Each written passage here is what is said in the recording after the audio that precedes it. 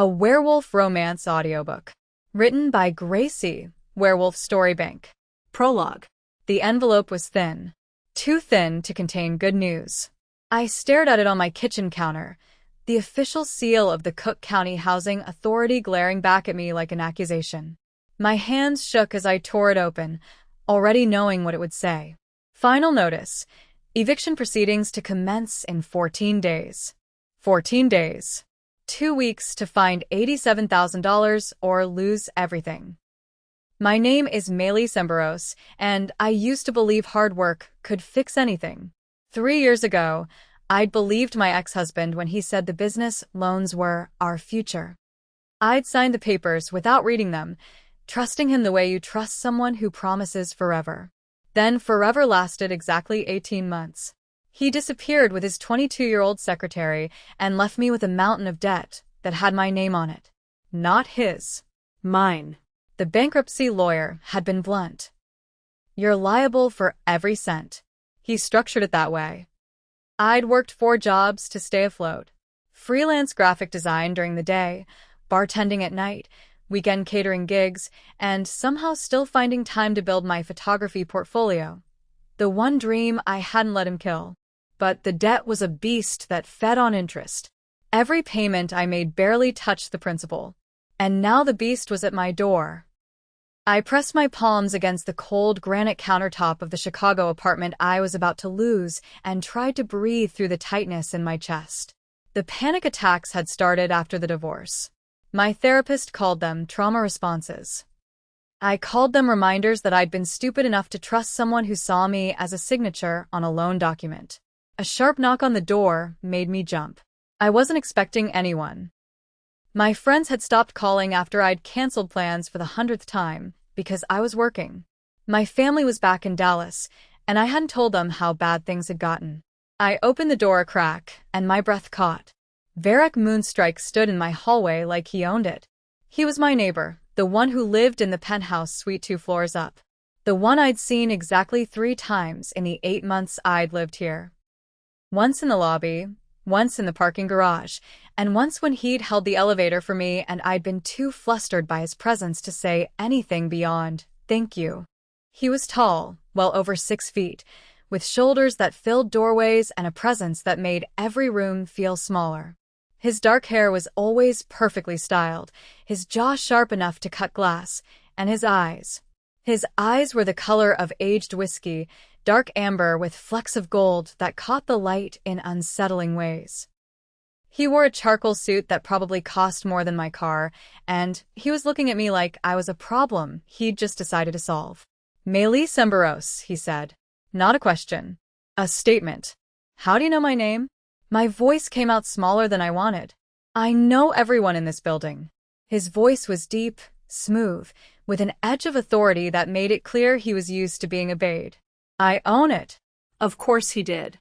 "I'm sorry, Mr. Moonstrike, but if this is about the rent." "It's not." He stepped forward, and I instinctively stepped back. He noticed. His expression shifted, something that might have been concern flickering across his features before he controlled it. "May I come in? I have a business proposition for you."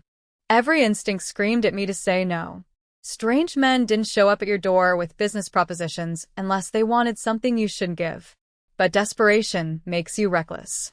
I opened the door wider. He walked into my small apartment with the confidence of someone who'd never been unwelcome anywhere. His gaze swept the space, taking in the second-hand furniture, the stack of bills on the coffee table, the half-eaten bowl of ramen that had been my dinner. "You're being evicted," he said. It wasn't a question. "That's none of your business." "It is when it's my building." He turned to face me, and the full weight of his attention was like standing too close to a fire. "You owe $87,000 to multiple creditors. The primary debt is a business loan co-signed during your marriage. Your ex-husband defaulted, and you've been making payments for 3 years with diminishing success." Ice flooded my veins. "How do you?" "I make it my business to know about my tenants." He said it like it was reasonable. "Especially the ones who interest me." "I don't interest you," I said flatly. "You don't even know me."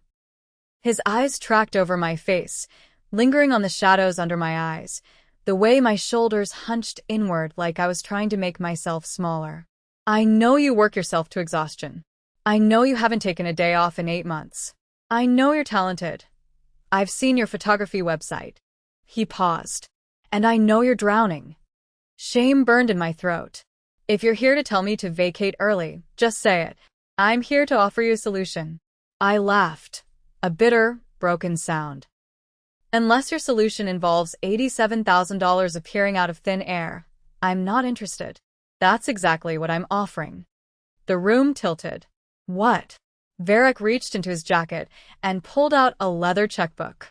He wrote something quickly, tore out the check, and held it out to me. I didn't take it. I couldn't move. $100,000, he said. Enough to clear your debt and give you a cushion to rebuild. My eyes burned. What's the catch? You pretend to be my fiancée for 6 months. Chapter 1. I stared at him like he'd just suggested we rob a bank together. You want me to what? Pretend to be engaged to me. He said it like he was discussing a business merger. Public appearances, family events, social media presence. 6 months. At the end, we have a quiet breakup and you walk away with the money. Why? The word came out strangled. His jaw tightened. My family has expectations. I'm the eldest son. My father is pressuring me to settle down, and my younger brother just got engaged. If I don't produce a fiancé soon, my father will start interfering in my business operations. So get a real fiancé. I don't have time for a real relationship. I work 90-hour weeks running my company. I need someone who understands this is transactional. Why me? His gaze locked onto mine, and for a moment, I saw something beneath the cold business exterior, something raw and almost vulnerable. Because you won't fall in love with me. The words hit like a slap. You've been hurt, he continued quietly. I can see it in the way you flinch when I get too close. In the way you don't make eye contact in the elevator. You don't trust easily. That makes you perfect for this arrangement. Anger flared in my chest. You don't know anything about me. I know enough. He stepped closer, and this time I didn't back away. I know you're strong enough to survive 3 years of carrying someone else's betrayal. I know you're proud enough to work yourself into the ground rather than ask for help. And I know you're desperate enough to consider this offer even though every instinct is telling you to throw me out. He was right. I hated that he was right. I need to think about it. You have until tomorrow morning. After that, the eviction proceeds, and my offer expires. He moved toward the door, then paused. For what it's worth, I won't ask you to do anything you're uncomfortable with. This is a business arrangement. Nothing more. He left, and the apartment felt colder without him in it. I looked down at the check still sitting on my counter. $100,000. Freedom. Or a different kind of cage. Chapter 2. I didn't sleep that night. I sat on my couch, staring at the check, running every possible scenario through my exhausted brain. What if he was dangerous? What if this was some elaborate scheme? What if? But the alternative was losing everything. The apartment. My last shred of dignity. The fragile stability I'd clawed my way toward. At 6 a.m, I knocked on his penthouse door. He opened it immediately, like he'd been waiting. He was dressed in dark slacks and a white shirt, sleeves rolled up to reveal forearms that looked like they belonged to someone who did more than sit behind a desk. I'll do it, I said before I could change my mind. But I have conditions. He stepped aside to let me in. His penthouse was massive, floor-to-ceiling windows overlooking Lake Michigan, minimalist furniture that probably cost more than my entire life, and an eerie quietness that made the space feel more like a museum than a home. Name them, he said. No physical contact beyond what's necessary for appearances. Separate bedrooms if we travel. And I want a contract that specifies exactly what's expected of me. Agreed. He moved to a desk and pulled out a folder. I had my lawyer draft this last night. Of course he did. I read through it carefully. The contract was thorough, almost painfully so. Public appearances at family events, business dinners, charity galas. Social media posts, at least twice a week.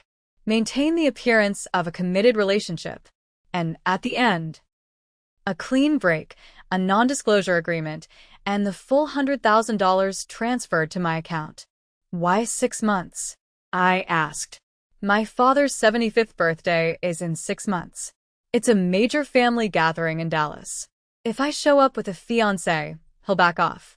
After that, we can claim the relationship didn't work out. Dallas, the city I'd fled after the divorce, where my family still lived, where everyone knew me as that girl whose husband ran off. I'm not going back to Dallas, I said flatly. His eyes narrowed. That's non-negotiable. The birthday party is the centerpiece of this arrangement. Then find someone else. We stared at each other, locked in a silent battle of wills.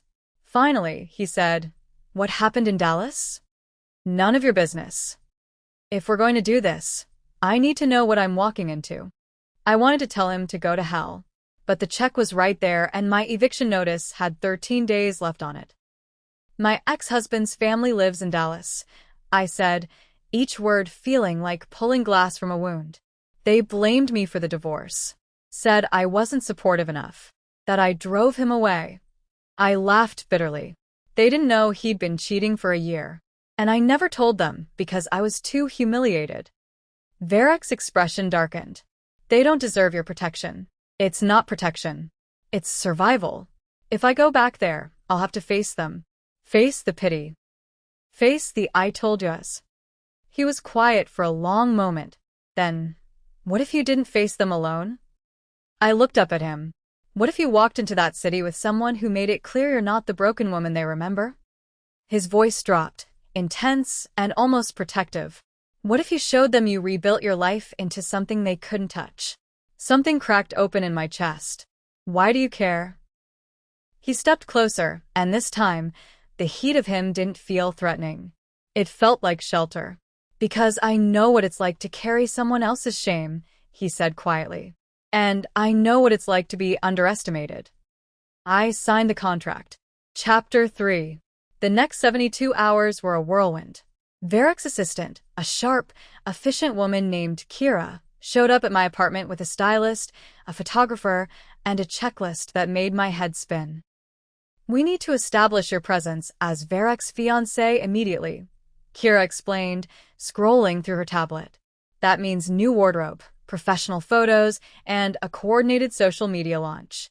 "I have clothes," I protested weakly. The stylist, a tall man named Dominic, gave my closet a withering look. "Darling, you have survival gear. We're building an image." By the end of day 1, I had a wardrobe that cost more than I used to make in 6 months. Elegant dresses, tailored blazers, shoes that made me feel like I was walking on clouds. "I can't accept all this," I told Verek when he came by that evening to check on the progress. "You can and you will." His tone left no room for argument. "You're representing me now. That means looking the part." "I'm not your property." His eyes flashed. "No. You're my partner in this arrangement, and I take care of my partners." The word partner shouldn't have made my stomach flip, but it did. Day 2 was the photo shoot. Dominic posed us in Verek's penthouse, the Chicago skyline glittering behind us. Verek's hand rested on my lower back, the first time he touched me beyond a handshake, and the contact sent electricity racing up my spine. "Closer," the photographer urged. "Melis, lean into him. Verek, look at her like she's the only person in the room." I felt Verek's chest expand with a breath. Then his arm tightened around my waist, drawing me against his side. His other hand came up to cup my jaw, tilting my face toward his. Our eyes met. The world narrowed to just us. The heat of his palm against my skin. The way his thumb brushed along my cheekbone, so gentle it made my throat ache. "Perfect," the photographer murmured, but I barely heard him. Verek was looking at me like I was something precious. Something worth protecting. "It's fake," I reminded myself. "He's acting." But it didn't feel fake. "Okay, now the ring," Kira said, breaking the spell. Verek pulled a small velvet box from his pocket. My heart stopped. He opened it, revealing a ring that stole my breath, a stunning emerald-cut diamond set in platinum, flanked by smaller stones that caught the light like trapped stars. "This was my grandmother's," he said quietly, his voice meant only for me. "She was the only person in my family who ever let me be myself. I think she would have liked you." He slipped it onto my finger, and the weight of it felt like a promise I wasn't sure I could keep. Chapter 4. Our first public appearance was a charity gala at the Four Seasons. I'd been to exactly 0 galas in my life, and the anxiety was eating me alive. "You'll be fine," Varric said as his driver pulled up to the hotel. He'd picked me up an hour ago, taken one look at me in the midnight blue gown Dominic had chosen, and gone very still. "You look—" He trailed off, something dangerous flickering in his eyes. "Stunning." Now, standing outside the ballroom doors, I wanted to run. What if I say the wrong thing? What if someone asks questions I don't know how to answer? Varric's hand found mine, his fingers lacing through my own. "Then I'll handle it. That's what I'm here for." The doors opened, and we stepped into a world of crystal chandeliers, designer gowns, and people who moved through wealth like it was oxygen. I felt I turned toward us. "Varric Moonstrike," a silver-haired man called out, approaching with a practiced smile. "We heard rumors you were off the market. This must be the lucky lady." "Charles." Varric's tone was cordial, but held a warning. "This is my fiancée, Melis Emberos." The man's eyes raked over me with an assessment that made my skin crawl. "Emberos. I don't recognize the name. What family are you from?" The old shame tried to surface. The sense that I wasn't good enough, wasn't from the right world. "Melis doesn't need a family name to be remarkable," Varric said, his voice dropping to a tone that could cut steel. "She built her career through talent and determination. 2 things that matter far more than inherited wealth." Charles blinked, clearly taken aback.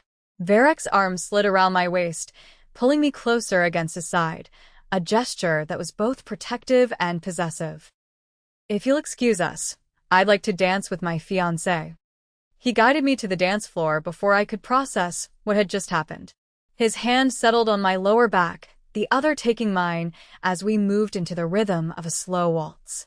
"You didn't have to defend me," I said quietly. "Yes, I did." His eyes were fierce. "No one gets to make you feel less than what you are. And what am I?" His gaze dropped to my lips, then back up. "Mine." The words sent heat pooling in my stomach. "For 6 months," I reminded him. Reminded myself. "For 6 months," he agreed. But something in his tone said he was trying to convince himself as much as me. We danced in silence, and I tried to ignore how perfectly I fit against him.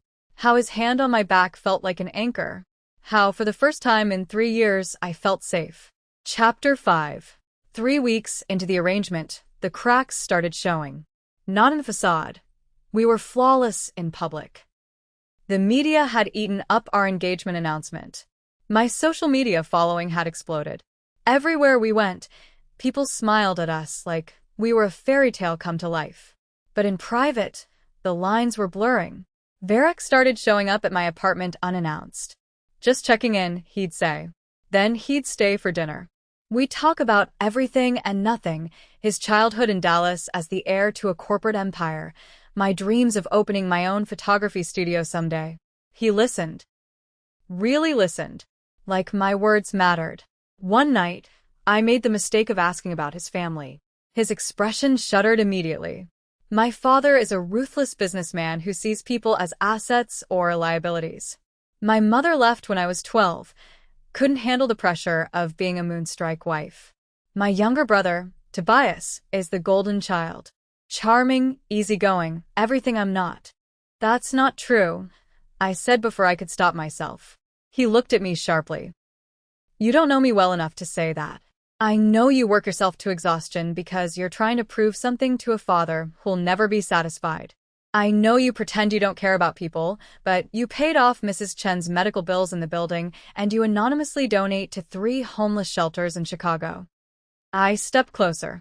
"I know you're nothing like the cold, calculating man you pretend to be." His jaw clenched. "How did you?" "Kira talks when she's had wine."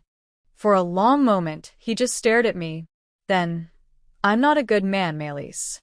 I don't believe that. You should. His voice was raw. I've built an empire by being ruthless. I've destroyed competitors. I've made decisions that hurt people. The only reason I'm playing nice with you is because it serves my purposes. I should have felt afraid. Instead, I felt sad. Who hurt you? I asked softly. The question clearly caught him off guard. What? Someone hurt you. Badly. And now you're so busy protecting yourself that you can't see when someone actually cares. You don't care about me, he said flatly. This is a transaction. It was a transaction, I corrected. But somewhere along the way, we became friends. And I care about my friends. He looked like I'd just punched him.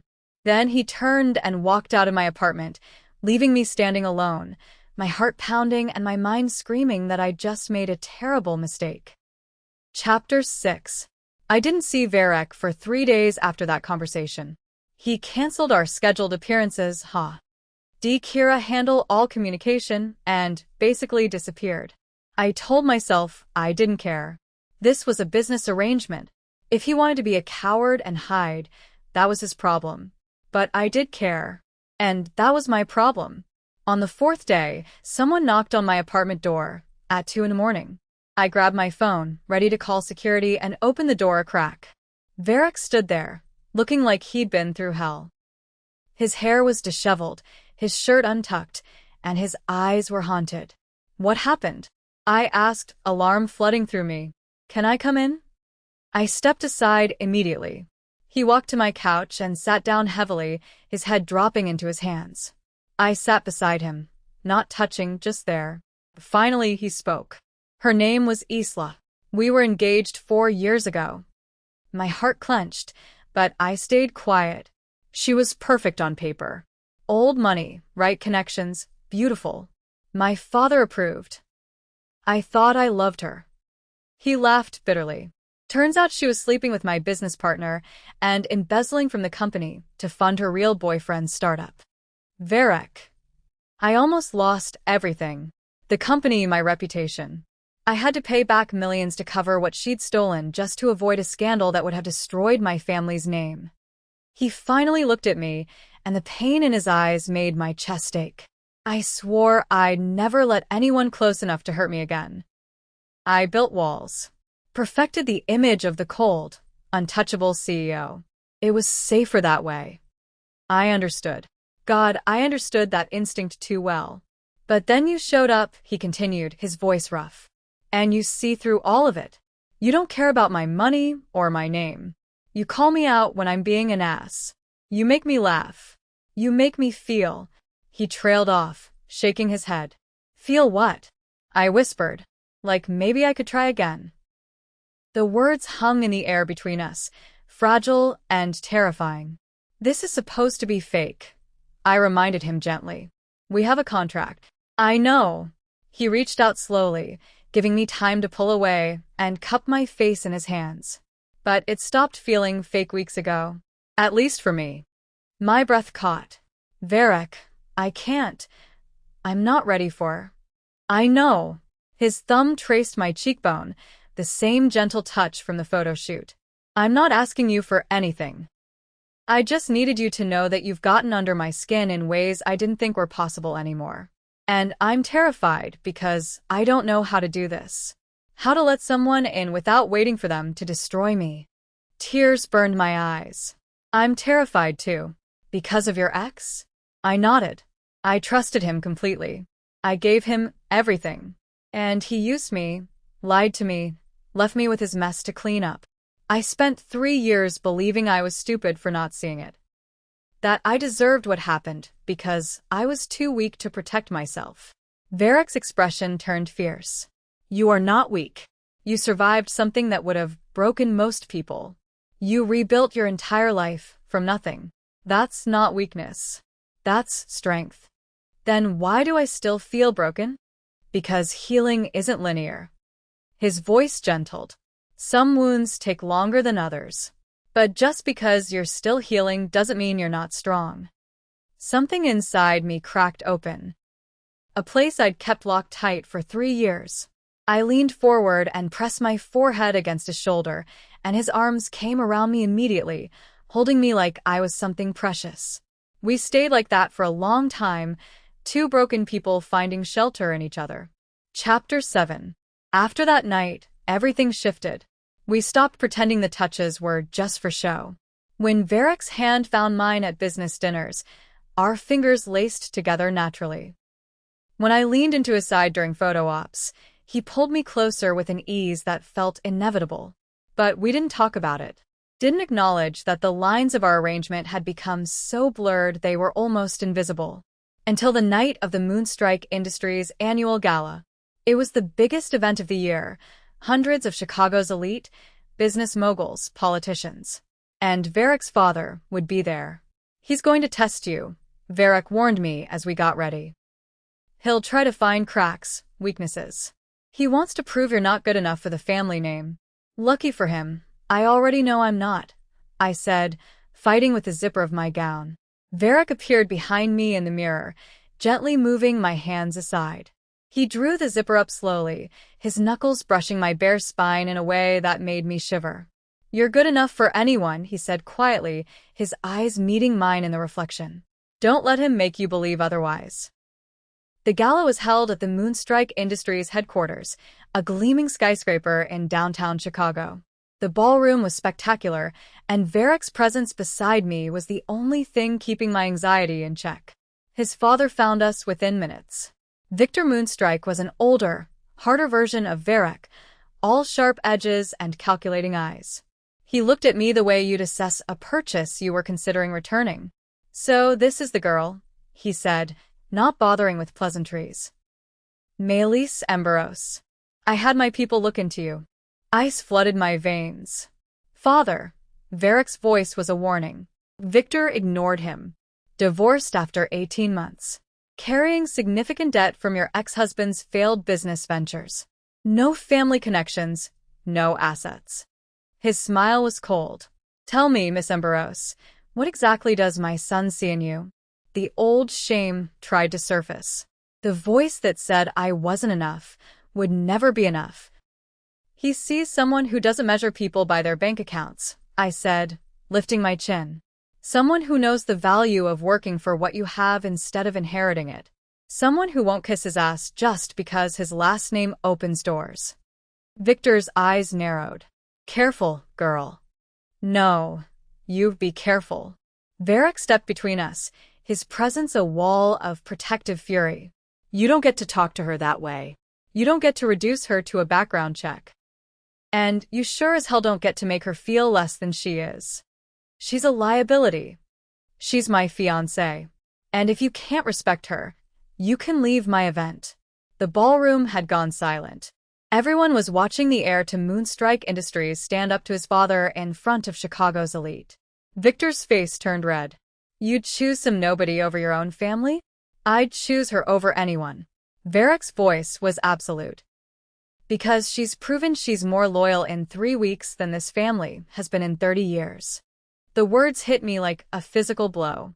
Victor stared at his son for a long moment, then turned and walked away without another word. The whispers started immediately, but Verek didn't seem to care. He turned to me, his expression fierce and tender all at once. Dance with me. It wasn't a question. He led me to the dance floor, and as his arms wrapped around me, I felt the dam inside finally break. You meant that, I whispered. What you said to him. Every word. Verek, our arrangement. To hell with the arrangement. He pulled back just enough to meet my eyes. I don't want a fake engagement anymore, Melis. I want the real thing. I want you, your stubbornness, your strength, your terrible taste in coffee. I want to be the person you lean on when the panic attacks hit. I want to prove to you that not all men are liars. That some of us are capable of seeing how extraordinary you are and doing everything in our power to deserve you. Tears spilled down my cheeks. I'm scared. So am I. His hand cupped my face, catching my tears with his thumb. But I'm more scared of letting you walk away because I was too much of a coward to risk getting hurt again. What if I hurt you? The fear was raw in my voice. What if I'm too broken to be what you need? You're not broken. You're healing. There's a difference. He pressed his forehead to mine. And I'm patient. I'll wait as long as you need. No pressure. No expectations. Just let me be here. Let me show you what it looks like when someone actually values you. I kissed him. It was soft, tentative, a question instead of a demand. And when he kissed me back with a gentleness that made my heart ache, I felt something I hadn't felt in years. Hope.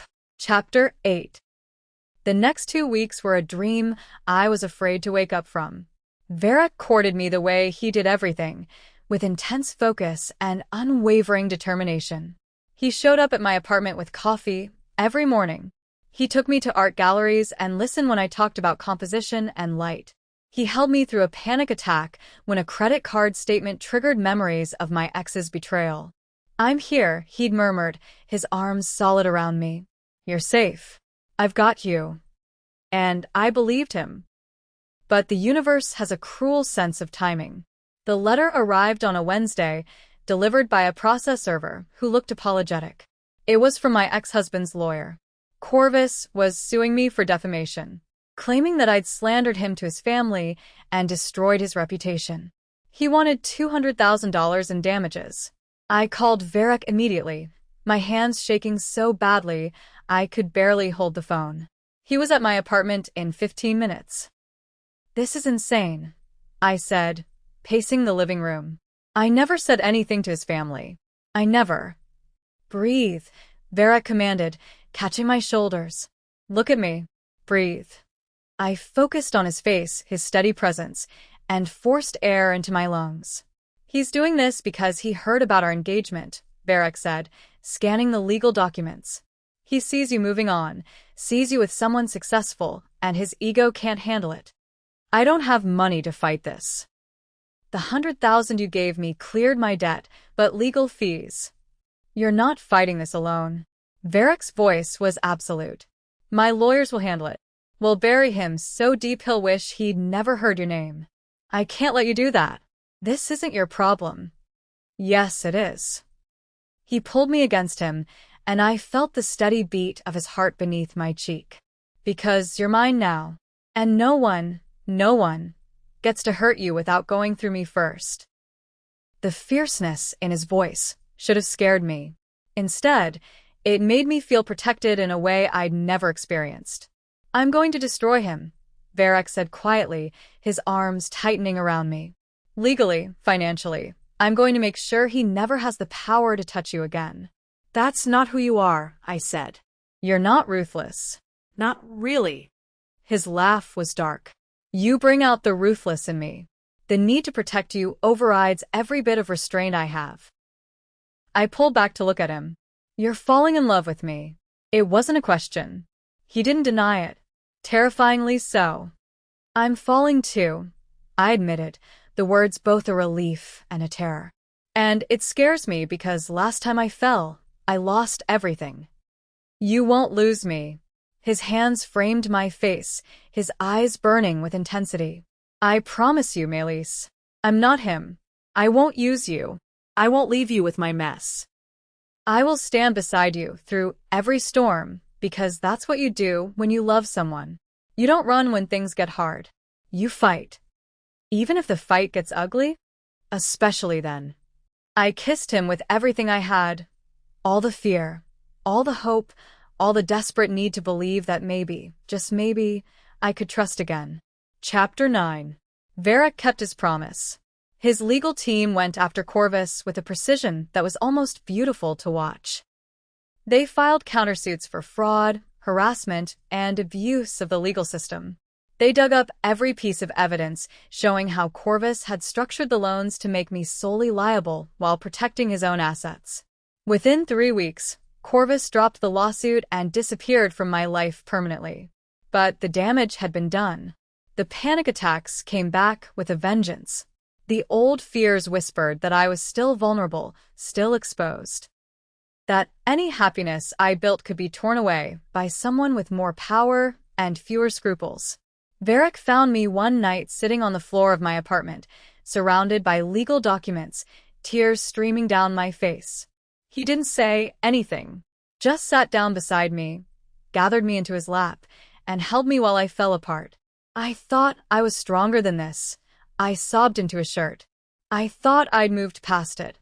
Trauma doesn't work like that, he said gently, his hand stroking my hair. It doesn't just disappear, because you want it to. Some wounds take years to heal. And sometimes they're triggered by things that remind you of when you were hurt. That doesn't make you weak. It makes you human. I hate feeling like this, I whispered.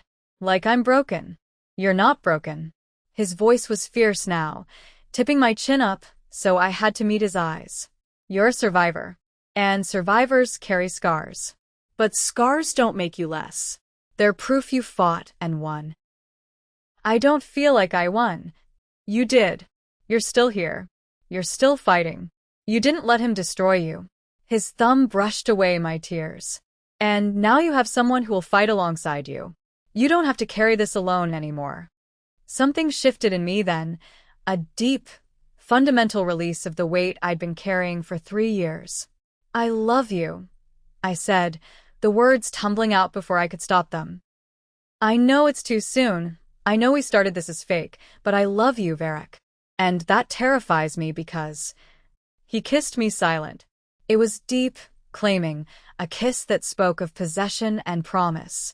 I love you too, he said against my lips. I fell in love with you the moment you told my father to back off. Maybe even before that. And I know you're scared. I'm scared too. But I'd rather be scared with you than safe without you. We stayed on that floor for hours, holding each other, talking through every fear and hope and dream we'd buried under our armor. And for the first time, I believed that maybe, just maybe, I could have this. Could have him. Chapter 10. 2 months into our real relationship, the inevitable arrived. Victor Moonstrike's 75th birthday party. In Dallas. The event that had been the centerpiece of our original arrangement. We don't have to go, Varric said when the formal invitation arrived. I can make an excuse. But I shook my head. No. We're going. He studied me carefully. You're ready? I'll never be ready, I admitted. But I'm done running.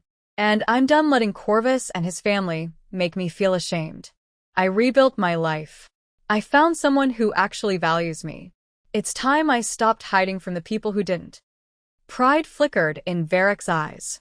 That's my girl. The flight to Dallas was smooth, but my anxiety ratcheted higher with every mile closer to the city I'd fled. Varric held my hand the entire time, his thumb tracing soothing circles on my palm. We're staying at my family's estate, he warned. It's a lot. My father will be in full patriarch mode. My brother will probably try to charm you just to get under my skin. And my Aunt Clara has no filter whatsoever. Sounds delightful, I said dryly. He laughed, the sound warm and genuine. I'll make you a deal. Anytime you need to escape, just say the word Chicago, and I'll get you out of whatever room we're in. No questions asked. Chicago, I tested. He immediately stood, pulling me toward the airplane bathroom. Varric, I laughed, tugging him back. I was testing it, not using it. I'm a man of my word. But he sat back down, pulling me against his side. I meant what I said, Maelys. The second this becomes too much, we leave. My father's birthday party doesn't matter more than your well-being. That's when I knew, truly knew, that this man loved me in ways Corvus never had. Never could have. The Moonstrike estate was every bit as intimidating as I'd feared. Sprawling mansion, perfectly manicured grounds, staff who moved like ghosts through marble halls. Varric's brother, Tobias, met us in the foyer.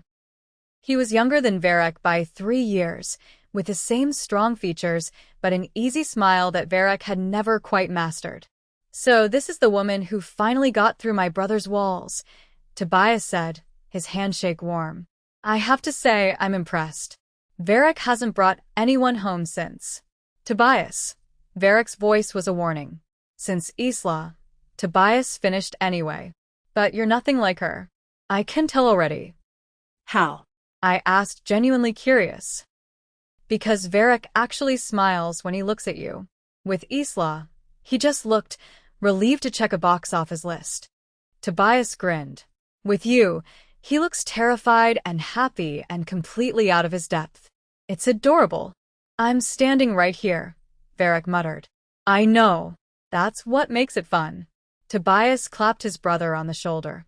Come on. Father's expecting you in his study. Melis, you're welcome to escape to the garden. Aunt Clara's out there, and she's much more entertaining than the testosterone fest that's about to happen. Varric looked at me, a question in his eyes. Go, I said. I'll be fine. He kissed my forehead, a gesture so natural now it made my heart squeeze, and headed toward his father's study with the resignation of a man walking toward battle. Chapter 11. Aunt Clara turned out to be a sharp-eyed woman in her 60s with silver hair and a wicked sense of humor. So you're the girl who's got Victor in a twist, she said, patting the bench beside her. Good. That man needs someone to challenge his little empire of control. I sat, feeling slightly more at ease. I'm not trying to challenge anyone. I'm just here. Darling, your very existence challenges him. You're not from an approved family. You don't have the right pedigree. And worst of all, you make Varric happy in a way that has nothing to do with business success or family legacy. She smiled. It's wonderful. You don't think I'm good enough for him, I said quietly. I think you're exactly what he needs. Clara's gaze sharpened. Varric has spent his entire life trying to be the perfect heir, the perfect son, the perfect CEO. He's never allowed himself to just be human, to want something for himself. But you make him want. You make him feel. That's more valuable than any family name or fortune. Tears pricked my eyes. His father doesn't see it that way. Victor is a fool who measures worth in stock portfolios and family trees. He doesn't understand that real strength comes from surviving hardship and still choosing to be kind. She took my hand. I know about your ex-husband, about the debt and the betrayal. Varric told me. My stomach clenched. He what? Don't be angry. He wanted me to understand what you'd been through so I could be gentle. Though I told him you probably don't need gentle. You need honest. She squeezed my hand. You survived something that would have destroyed most people. You rebuilt your life from nothing. That's not weakness. That's the kind of strength this family desperately needs. I don't feel strong. The strongest people never do. They just keep getting up every time they're knocked down. She smiled. Besides, you landed Varric Moonstrike, the man who swore he'd never fall in love again. If that's not strength, I don't know what is. We sat in the Garden for another hour, Clara regaling me with stories of Varric's childhood, the sensitive boy who'd been forced to harden himself to meet his father's expectations. The teenager who'd taken in stray animals and secretly funded scholarships for underprivileged kids. By the time Varric came to find me, I'd fallen a little more in love with him. One look at his face told me the meeting with his father hadn't gone well. Chicago? I asked softly. He shook his head. Not yet, but soon. That night, the family gathered for a formal dinner that felt more like a business negotiation than a celebration. Victor held court at the head of the table, directing conversation like a conductor leading an orchestra. Tobias and his fiancée, a sweet woman named Lauren, sat across from us, and various cousins, aunts, and uncles filled the remaining seats.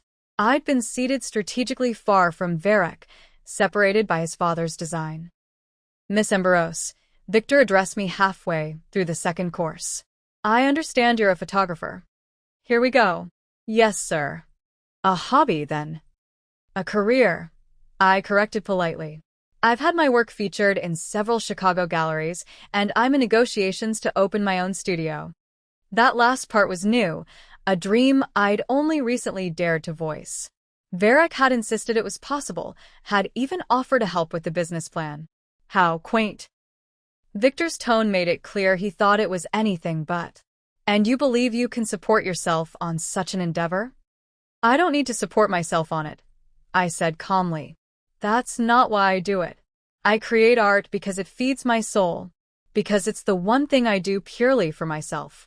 Not for money, not for approval. just because it makes me feel alive. Silence fell around the table. And my son is comfortable with this arrangement? Victor continued, as if I hadn't spoken.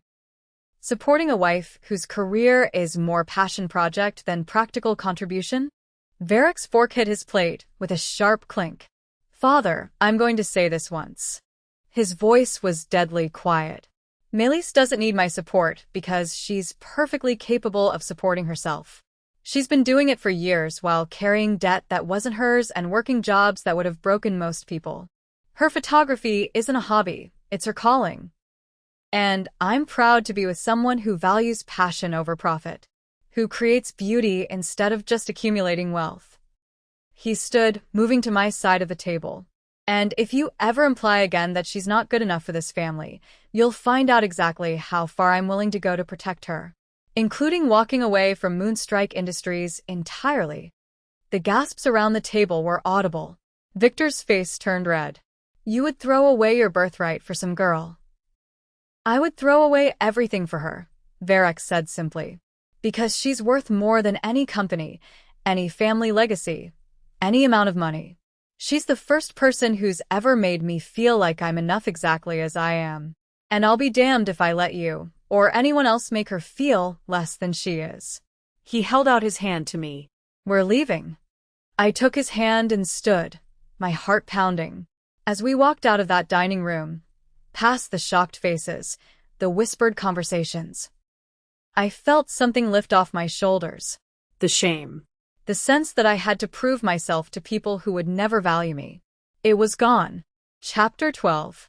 Varric drove us to a quiet park on the outskirts of Dallas, the kind of place where the city lights couldn't quite reach. We sat on the hood of the car, staring up at stars that were visible here in a way they never were in Chicago. I'm sorry, he said finally. I should have warned you better. Should have prepared you for. Stop apologizing. I turned to face him. You just walked away from your father's birthday dinner. You told him you'd give up your entire company for me. I should be apologizing for causing. Don't. His hand cupped my face. Don't you dare apologize for being yourself. Don't apologize for making me realize that there's more to life than pleasing a man who will never be satisfied. But your family chose their priorities a long time ago, and I'm choosing mine now. His eyes were intense in the moonlight. You, Melis. I choose you. Every single time. I kissed him then, pouring 3 years of pain and healing and hope into that kiss. When we finally broke apart, I was breathless. I need to tell you something, I said, my heart racing. About Corvus. About why the divorce destroyed me so completely. Varric went still, sensing the weight of what I was about to share. He didn't just cheat and leave me with debt. I continued, forcing the words out. He made me believe I was the problem. That I wasn't supportive enough. That I was too focused on my own dreams instead of his. He convinced me that the reason he cheated was because I'd failed as a wife. And the worst part is, I believed him. For 3 years, I believed I deserved what happened. That if I'd just been better, more understanding, less selfish, he would have stayed. Would have loved me. Varric's arms came around me, holding me so tightly I could barely breathe. That's a lie, he said fiercely. Everything he told you was a lie designed to make you blame yourself for his choices. You didn't fail as a wife. He failed as a husband, as a human being. I know that now, I whispered, but it took me so long to see it. And even now, sometimes I hear his voice in my head telling me I'm not enough. Then let me give you a new voice. Varric pulled back, his hands framing my face. You are enough. You are more than enough. You are brilliant and talented and strong and kind. You survived something that should have broken you, and you came out the other side still capable of trusting. Still capable of loving. That's not weakness. That's the strongest thing I've ever seen. The words cracked something open inside me. The last wall I'd been holding up. I was so afraid to let you in, I admitted. Afraid that if I loved you, you'd find all the broken parts and realize I wasn't worth the effort. You're not broken. His voice was absolute. You're healing. And I will spend every day proving to you that you are worth every effort, every fight, every moment. We stayed in that park until dawn, talking through every scar, every fear, every hope we'd buried under our defenses. And when the sun finally rose over Dallas, I felt something I hadn't felt in years. Whole. Chapter 13. Victor Moonstrike's 75th birthday party was a spectacle. The ballroom of Dallas's most prestigious hotel was filled with hundreds of guests. Business titans, politicians, society mavens. Everyone who was anyone in Texas had shown up to pay homage to the man who'd built an empire. Varric and I arrived fashionably late, a united front. I wore a gown that Dominic had designed specifically for this night, deep emerald silk that made my eyes look impossibly green, with a neckline that was elegant but not apologetic. I looked like I belonged. More importantly, I felt like I belonged. The whispers started the moment we walked in. That's her. The woman who made Varric walk out of the family dinner. I heard his father is furious. She's not from any family I recognize. Varric's hand tightened on my waist. Ignore them. I said truthfully. They don't matter. His smile was fierce and proud. That's my girl. We made our way through the crowd, Varric introducing me to business associates and family friends. Some were polite but distant. Others were genuinely warm. And then I saw them. Corvus's parents. They were standing near the bar, and the moment they spotted me, their expressions shifted from polite interest to shocked recognition. My stomach clenched, but I didn't look away. That's them, I said quietly to Varric. My ex-husband's family. Varric's entire demeanor changed, predatory and protective all at once. Do you want to leave? No. I lifted my chin. I want them to see me. I want them to see that I'm not the broken woman they remember. Then let's give them a show. He led me straight toward them, his presence commanding enough that the crowd parted. Corvus's mother, Patricia, looked like she'd swallowed something sour. His father, Richard, had the decency to look uncomfortable. Maelys, Patricia said, her voice dripping with false sweetness. What a surprise to see you here. I didn't realize you moved in such elevated circles. I don't, I said pleasantly. I just happen to be engaged to someone who does. Her eyes dropped to the ring on my finger. Varric's grandmother's ring, and widened. This is my fiancé, Varric Moonstrike. I continued. Varric, these are Corvus's parents, Patricia and Richard. The temperature dropped about 20 degrees. Moonstrike, Richard said, recognition dawning. As in Moonstrike Industries? The same, Varric said, his tone cordial but cold. I've heard quite a bit about your family, particularly about how you treated Maelys after your son's betrayal. Patricia flushed. I'm sure Maelys has given you a very one-sided version of... I've seen the court documents, Varric interrupted smoothly. The evidence of your son's fraud, his embezzlement, his systematic abuse of my fiancé's trust and finances. So please, don't insult my intelligence by pretending Maelys was at fault for any of it. Corvus said she was cold. Patricia insisted, but her voice wavered. That she cared more about her silly photography than their marriage. Corvus lied, I said, my voice steady despite the anger coursing through me. About everything. He cheated, he stole, and when he got caught, he blamed me because it was easier than taking responsibility. And you believed him because it was more comfortable than admitting you raised a man who uses people and throws them away when they're no longer convenient. Patricia gasped. How dare you? No, how dare you? Varric's voice cut like a blade. You stood by while your son destroyed this woman's credit, her savings, her sense of self-worth. You told her she wasn't good enough while your son was sleeping with his secretary and funneling money out of their accounts. And now you have the audacity to act offended when she tells you the truth. Richard placed a hand on his wife's arm. Perhaps we should. You should apologize, Varric said flatly. You should get down on your knees and beg Maelys's forgiveness for every cruel word, every dismissive look, every moment you made her feel like she was the problem. But you won't, because people like you never take responsibility for the damage you cause. He turned to me, his expression softening. "We're done here." As we walked away, I heard Patricia's shrill voice. "Well, I never." "No, you never did," I said over my shoulder. "That was always the problem." We made it to the balcony before my legs gave out. Varric caught me immediately, guiding me to a bench tucked into a quiet corner. "Breathe," he commanded gently. "You're safe. They can't hurt you anymore." "I did it," I gasped, tears streaming down my face. "I actually stood up to them." "You were magnificent." He wiped my tears with his thumbs. "Do you know what I saw when you faced them? I saw a woman who knows her worth, who refuses to carry other people's shame anymore. I saw the woman I fell in love with, fierce and brave and absolutely unstoppable." I laughed through my tears. "I don't feel unstoppable. I feel like I'm going to throw up. That's the adrenaline. It'll pass." He pulled me against his chest, his hand stroking my hair. "But you did it, Melis. You faced the people who hurt you, and you didn't back down. That's healing." He was right. This was healing. Not perfect, not painless, but real. Chapter 14. We stayed on that balcony for 20 minutes before Tobias found us. "There you are," he said, slightly out of breath. "Father's about to make a speech, and he's not happy you're missing it." "I don't care," Varric said flatly. "I know, but I think you should come back in anyway."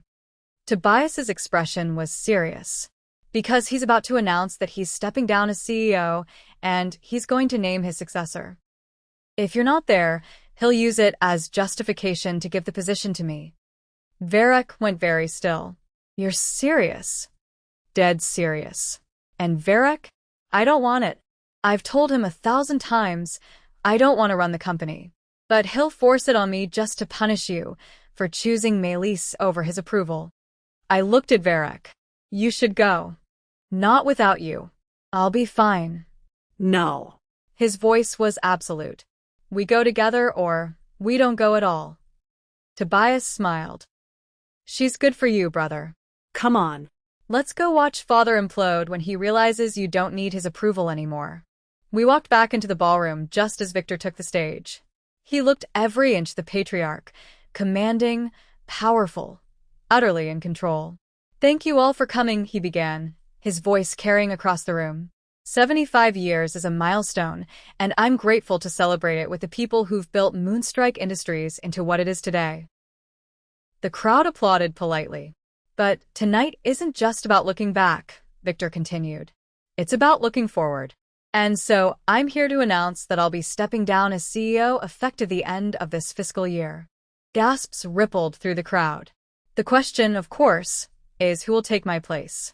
I've given this considerable thought, and I've made my decision based on who best embodies the values of this company, who understands that family legacy comes before personal desires, who knows that duty trumps emotion. His eyes found mine across the room, and I saw the calculation there. He was going to punish Varric for choosing me. And so it gives me great pleasure to announce that my successor as CEO of Moonstrike Industries will be no one. Varric's voice cut across the ballroom, loud and clear. "Because I'm not interested in the position." The room erupted into chaos. Victor's face turned purple. "Varric, we discussed." "You discussed," Varric corrected, striding toward the stage with me at his side. "I listened, but I never agreed. And I'm done pretending that your vision for my life is the same as mine." He stopped at the base of the stage, addressing not just his father, but the entire room. "For 30 years, I've been groomed to take over this company. I've sacrificed relationships, health, happiness, all in service of becoming the perfect heir. And you know what I realized? I don't want it." "You're throwing away your birthright over some girl," Victor started. "Her name is Melis," Varric said, his voice dangerous. "And she's not some girl. She's the woman I'm going to marry, the woman I'm going to build a life with. And that life doesn't include running a company for a man who measures worth in profit margins and family trees." He turned to face the crowd. "I'm starting my own venture. A private equity firm focused on funding artists, creators, and entrepreneurs who've been overlooked by traditional investors. People like Melis, who have talent and vision but not the right connections or family names. My heart stopped. He'd never mention this. And Melis will be my partner, he continued, looking at me with an expression that made my eyes burn. Not as decoration. Not as a trophy wife. As an equal. Because she understands what it means to build something from nothing. To fight for your dreams when the world tells you you're not good enough. The room was silent. Victor looked like he'd been slapped. You're making a mistake. No, father. I'm finally making the right choice. Varric descended from the stage and took my hand. For the first time in my life, I'm choosing what I want. Not what you want.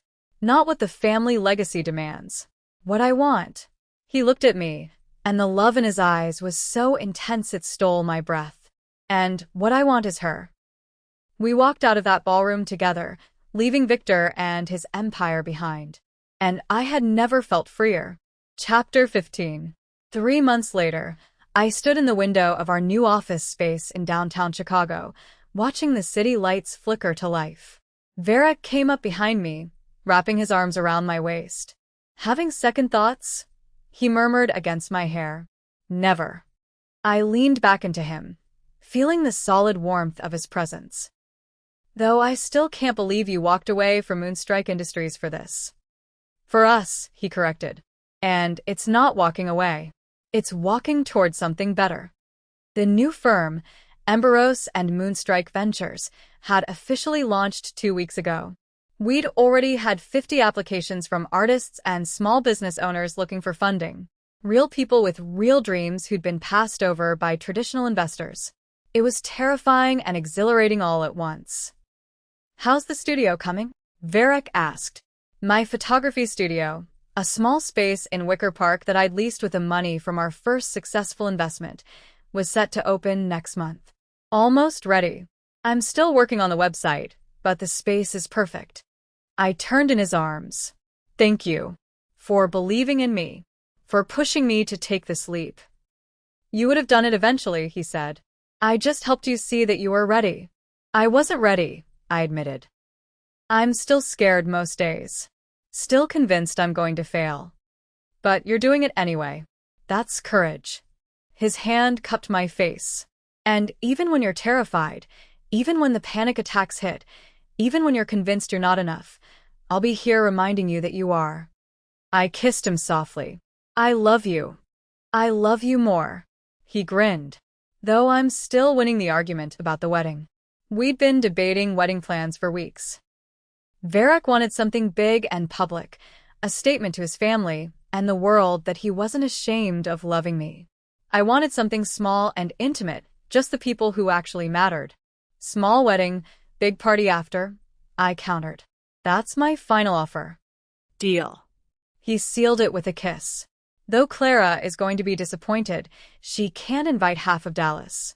Clara had become one of my fiercest champions. She'd called me after the birthday party to tell me how proud she was that I'd put Victor in his place.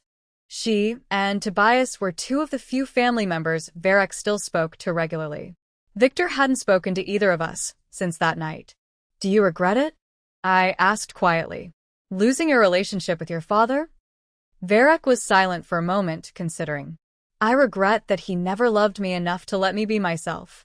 But I don't regret choosing you. I don't regret choosing a life where I can wake up every morning and know I'm building something that matters. Something that's mine. Ours, I corrected. Ours, he agreed, smiling. My phone buzzed with a text from my therapist. A reminder about tomorrow's session. I'd been seeing her weekly since moving back from Dallas, working through the layers of trauma that Marcus had left behind. It was slow work. Some days were harder than others. But I was healing. Really healing. You know what I realized? I said, watching the Chicago skyline.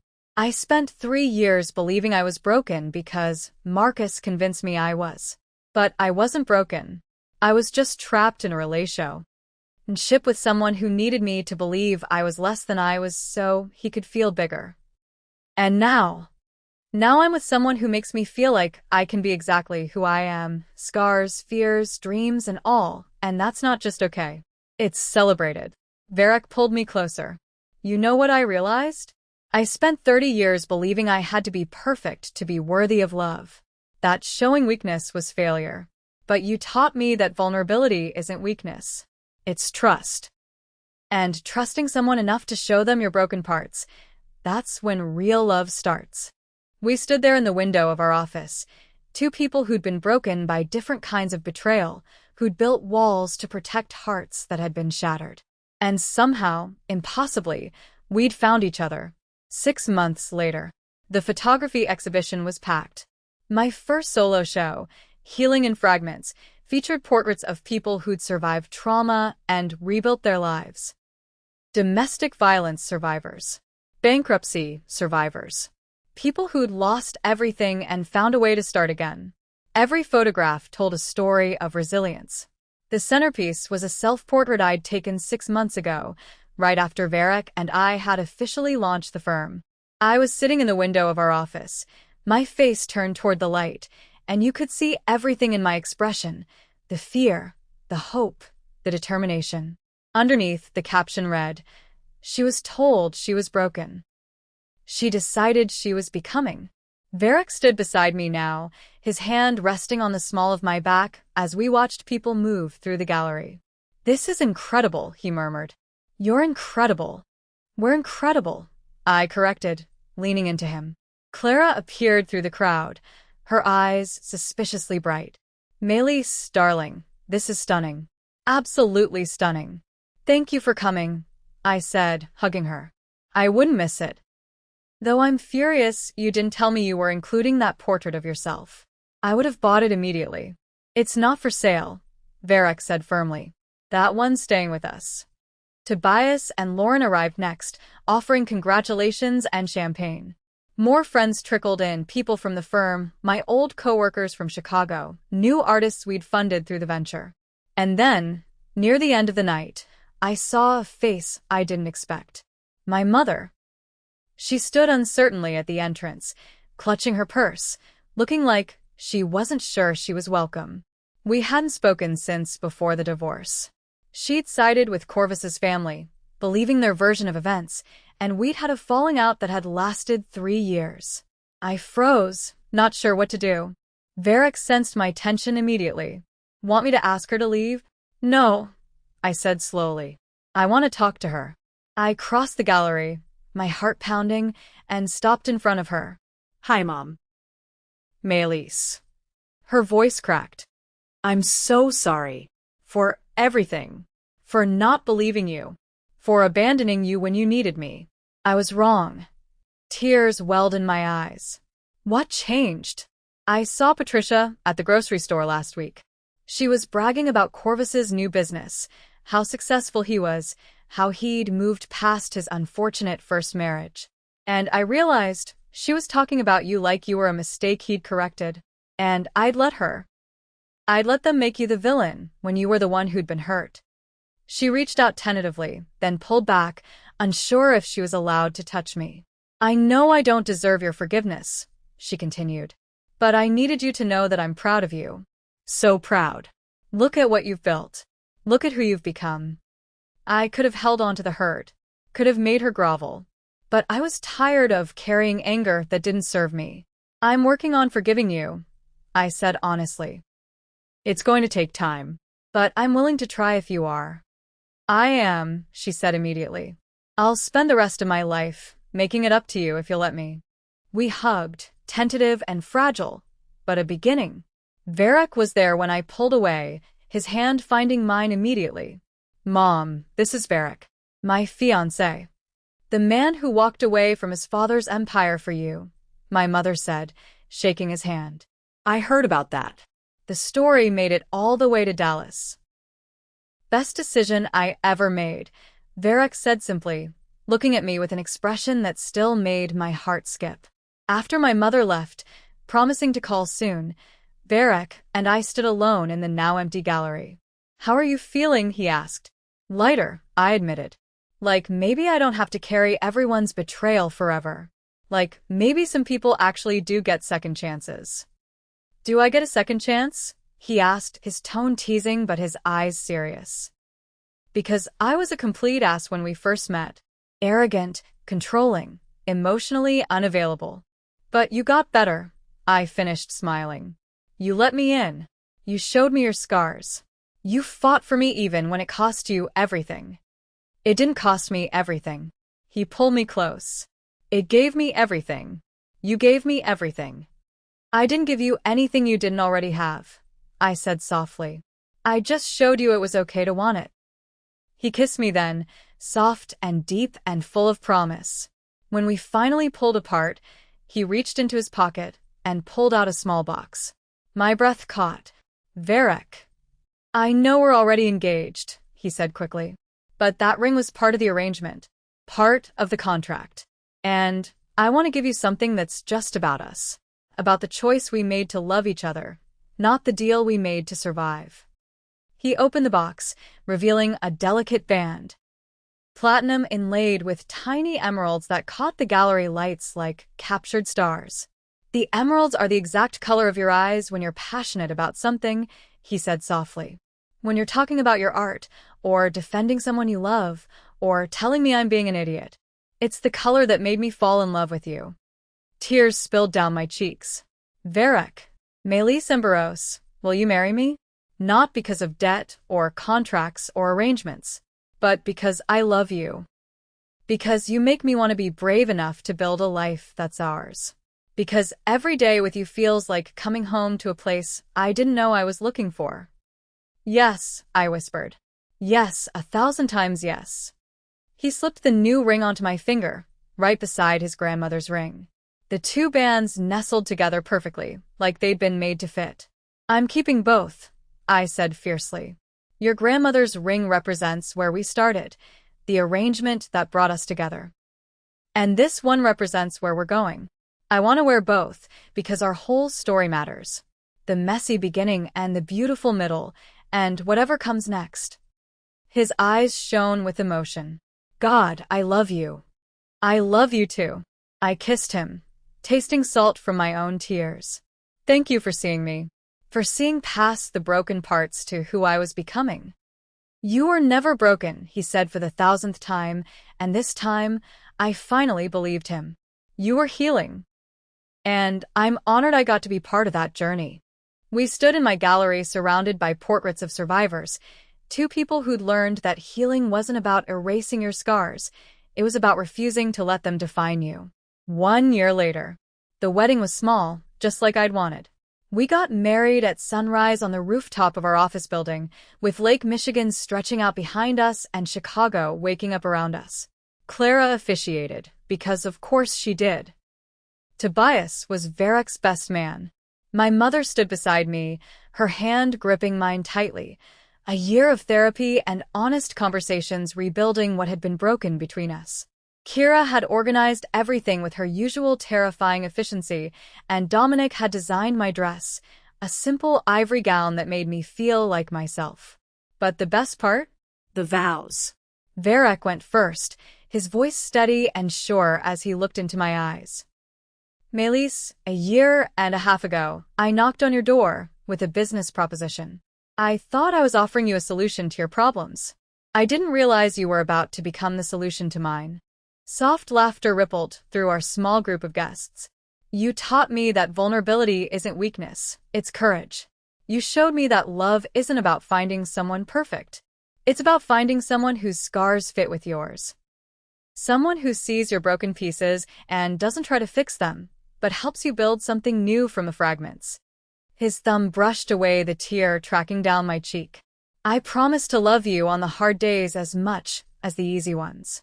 To hold you through the panic attacks and celebrate your victories. To be your partner in every sense of the word, in business, in life, in love. And to remind you every single day that you are enough. You have always been enough. I couldn't speak for a moment, my throat too tight with emotion. Then I found my voice. Varek, when you showed up at my apartment, I thought you were just another powerful man who wanted something from me. I was so wrong. He smiled, that rare, genuine smile that transformed his entire face. You gave me something I thought I'd lost forever, the ability to trust. Not just you, but myself. You saw the pain I was carrying, and instead of running from it, you loved me harder because of it. You validated every wound, every fear, every moment I thought I was too broken to be loved. My voice cracked, but I pushed through. You stood between me and everyone who tried to make me feel small. You walked away from everything you'd built to build something new with me. You chose me over approval, over wealth, over the easy path. And that taught me something crucial. I was worth choosing. Verek's eyes were wet now, too. I promised to be your partner in every adventure. To push you when you need pushing, and hold you when you need shelter.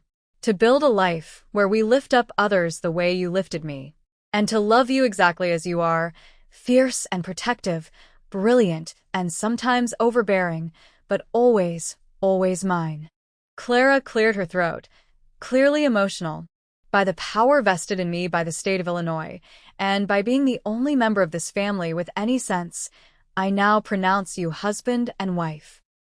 Verek, kiss your bride before I start crying and ruin my makeup. He did. He kissed me like I was the answer to every question he'd ever asked. Like I was home and adventure and safety all at once. And when we finally broke apart, the sun had fully risen over Chicago, bathing everything in golden light. Our small group erupted in applause and cheers. Ladies and gentlemen, Clara announced with a flourish, I present to you Mr. and Mrs. Moonstrike. Though Melis has informed me she's keeping Emberos professionally, which I think is very sensible. Emberos Moonstrike. I corrected, smiling up at Verek. I'm not erasing where I came from. I'm adding where I'm going. Perfect, he murmured against my hair.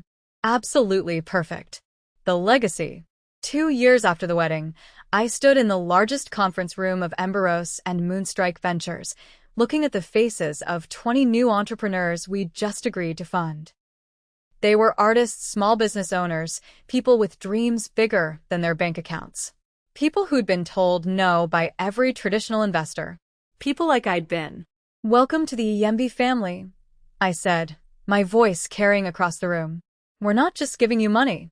We're giving you partnership, support, a community of people who believe that talent and determination matter more than pedigree. Verek stood beside me, his hand resting on my lower back in a gesture that had become second nature. We started this company because we both knew what it was like to be underestimated, he added. To have people look at your circumstances instead of your potential. And we refuse to perpetuate that system. After the meeting, after the congratulations and the photographs, we returned to our office, the same space where we'd stood 2 years ago, terrified and hopeful. We did it, I said, looking at the wall where we'd hung a photograph from our first investment success story.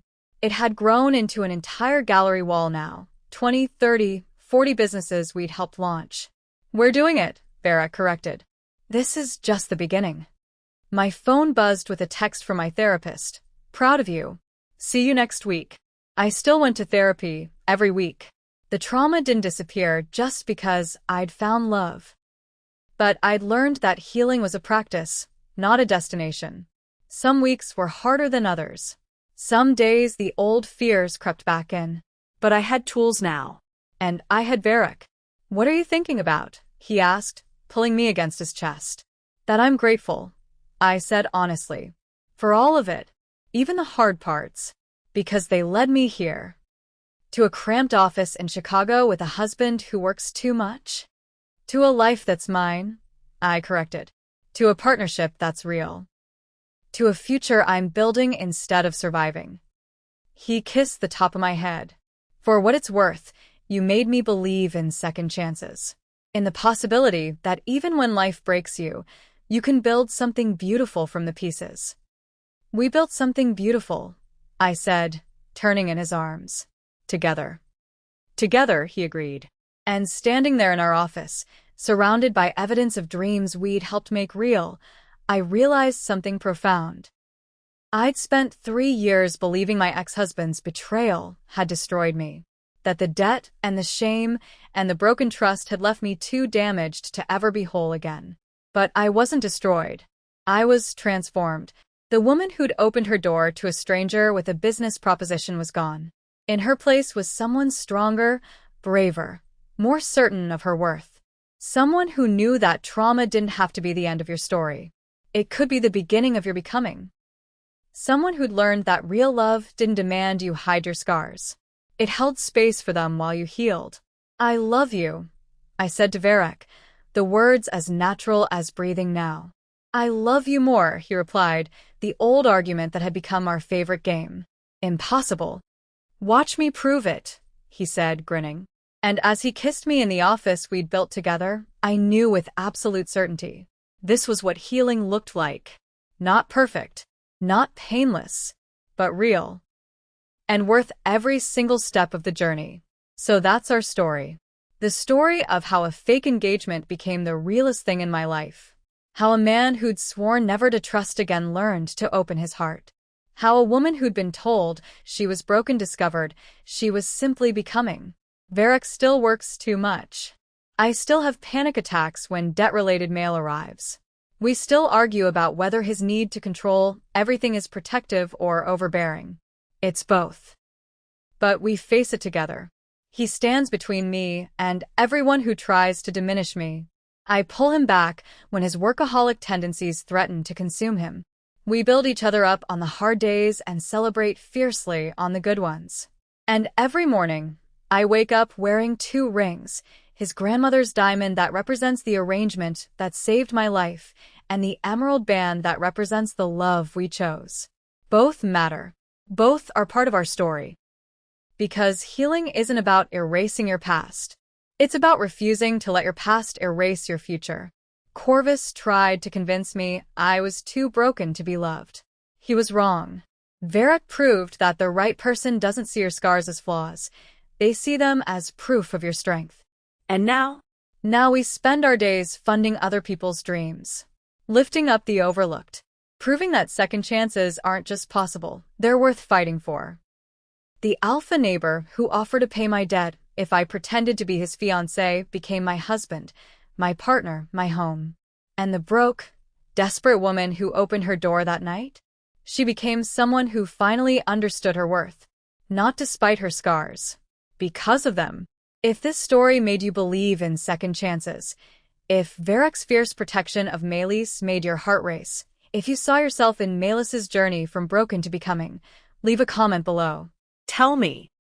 What moment hit you hardest? Was it when Varek defended Melis at the family dinner?